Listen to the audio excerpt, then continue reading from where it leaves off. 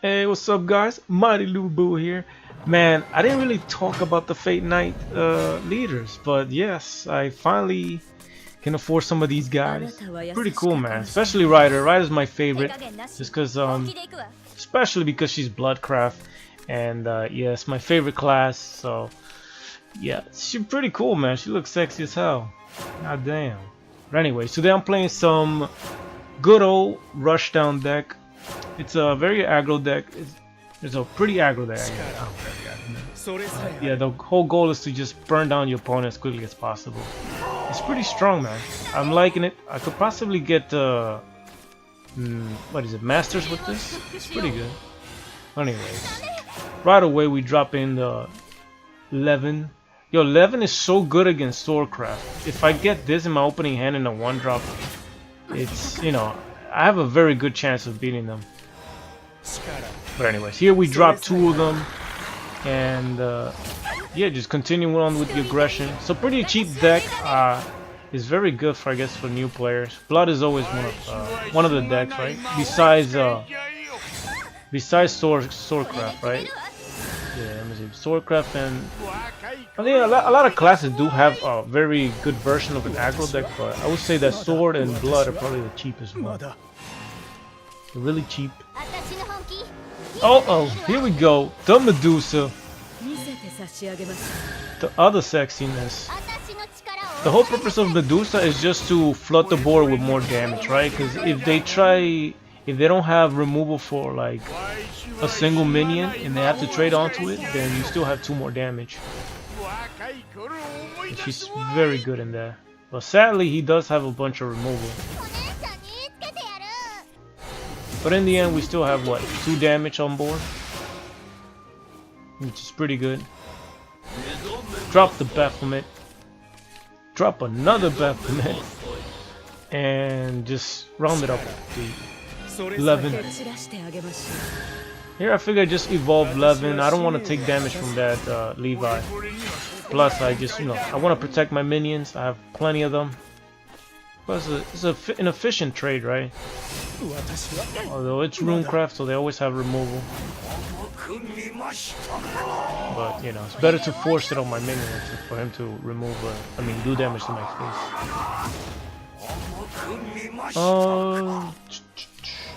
We don't have lethal, but we can just set up for lethal, right? So I figured, you know, just hit myself with Razory Claw. Oh, not myself, but hit him and then take the damage from it.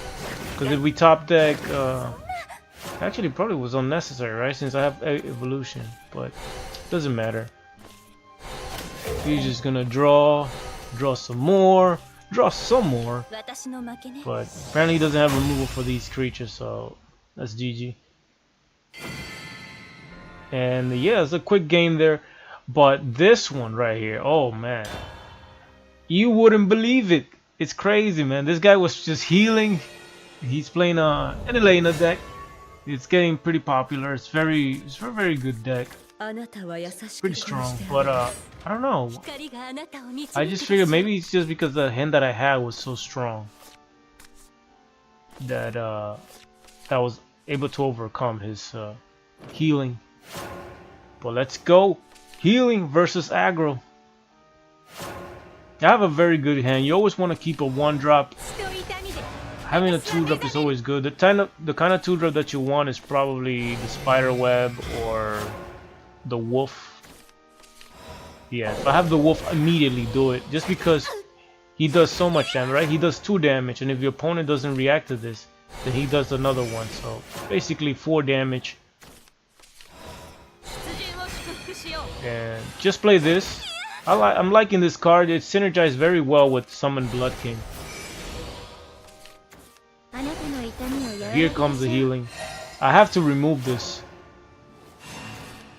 Remember, he's playing an Elena deck, so if you leave a minion up, you're probably gonna lose. Because they get efficient trading and remove your board, and eventually they're gonna be so big that they're gonna be able to kill you. But look at his hand, so aggressive. We already have him down to 10 life. He didn't have Cudgel, but even with Cudgel, I don't think he gets out of this. Just because of that ward. It's so annoying for him. And there we go. So pretty quick game. Turn 5, just like Swordcraft. Just as good. Just as fun. And boom! We take him out real quick. So even though he healed a little bit, removed some of my creatures, we were still able to defeat him. But you need a really aggressive hand in order to do stuff like that. It can be very... yeah, you can just get run out of gas, I guess. You don't draw what you need, and they just remove your stuff. And then let's round it off with the Mr. Dragon over here. He has some weird card, but he was playing the PDK. Playing, what do you call it though? Primal Dragon Keeper. I assume that he's playing him a little more towards removing or having early game, basically, I guess. Which is fine since they're playing the Staircase to Heaven. It kind of makes sense if you want to have this type of deck where you have early game and then you have your late game combo. But I don't know, instead of putting this card, you should just put what is that girl? Not the Ding Dong girl. What is this? Unica, the Unicorn Dancer. Why play this? At least it will force me to trade into it. But yeah, I made this trade just because I have the Angel, and I can just finish it off and get a guaranteed 2 more damage. This is another one of those cards that your opponent don't really see coming. The Angel of the Ward. But I guess he probably plays this because it curves out well, since you have a 1-drop who could possibly get you a 2-drop. Vania doing her thing right here, summoning more bats. Bloodkin with Vania is so good. Look at this. Holy hell. Flood the board like crazy. He can't play, I mean, he can. He could have played, what do you call it? Sybil, but we still have ways to push through it. At least I think so, right? It's gonna be really rough, actually. But I would have been able to do massive damage to him. But we have Carabosse in the back. I don't know if this was worth it. I figure if I just do some more damage, it'll be okay. Right, set up lethal with Carabosse. So even if he plays Sybil here and trades, eventually he's gonna lose. Right, I put him in a state where he has to do something, right? He's able to clear my board. He heals, but I mean I have Carabosse, so Carabosse is a death timer, baby. Death timer. That means if you don't, if he doesn't end the game quickly, he's just gonna die to the damage from Carabosse. Here we go. 1 more damage. 1 damage per turn. And if I draw like any cards that do damage to him, it also kills him. So yeah, he has a lot of early game. You look, he has Fire Lizard. He has a bunch of minions. I'm guessing he's playing Siegfried to counter other dragons, but I don't know. I think Brahab is better since it protects you from aggro. So yeah, now he has to remove all my minions or heal. No, he has to remove all my minions and heal. But yeah, let's see.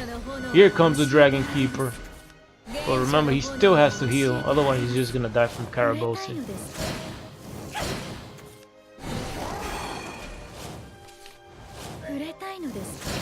And yeah, it's looking rough for him. I didn't really do any emotion. Yeah, he was there. Even if he removes this minion, he has to heal, otherwise I could just end my turn. And he's crushed. But yeah, I'm getting closer to master rank, and it's getting pretty exciting. I'm probably, I don't know, I should probably play this deck all the way through. It's very fun, and since I love Bloodcraft so much, it's really fun for me. Overall, I think my win rate's like not too bad. I'm winning more games than I'm losing. And yeah, if you guys want the deck list, just let me know in the comments below. And yeah, thanks for watching. I'll see you guys later. Peace. I'm out.